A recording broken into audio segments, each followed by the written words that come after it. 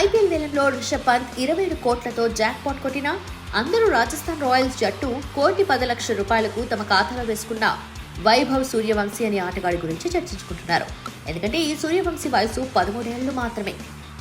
కాస్త పెద్దవాళ్లు గల్లీ క్రికెట్ ఆడుతున్న 13 ఏళ్ల బాలుడు వస్తే కనీసం ఫీల్డింగ్ కి కూడా అనుమతించరు, దూరంగా ఉండి చూడమంటారు. అలాంటిది రాజస్థాన్ రాయల్స్ జట్టు ఈ పిల్లాడిని తమ జట్టులోకి ₹1,10,00,000 వెచ్చించి మరీ తీసుకుంది. సూర్యవంశీలో రాజస్థాన్ వ్యూహకర్తలు ఏం చూసుంటారు? బీహార్కు చెందిన వైభవ్ సూర్యవంశీ టాలెంట్ను గుర్తించింది ఒక రాజస్థాన్ మాత్రమే కాదు, ఇతర జట్లు కూడా. అందుకే బేస్ ప్రైజ్ నుండి ₹1,10,00,000కు వైభవ్ సూర్యవంశీ వచ్చారు. ఇటీవల యూత్ టెస్ట్ జరిగినప్పుడు ఫాస్టెస్ట్ సెంచరీ చేశాడు సూర్యవంశీ. అండర్-19 టెస్ట్ మ్యాచ్ ఆస్ట్రేలియాపై జరిగినప్పుడు 58 బంతుల్లో సెంచరీ చేశాడు. ఇందులో 14 ఫోర్లు, 6 సిక్స్లున్నాయి. గత ఏడాది రంజీల్లోనూ చోటు సంపాదించుకున్నాడు. ఏ టీంలో ఆడినా గొప్పగా స్కోర్లు చేయటం సూర్యవంశీకి కామన్. ఆ సమయంలోనే రాహుల్ ద్రవిడ్ దృష్టిని ఆకర్షించాడు. అద్భుతమైన ఫ్యూచర్ ఉన్న ఆటగాడిగా ద్రవిడ్ గుర్తించారు.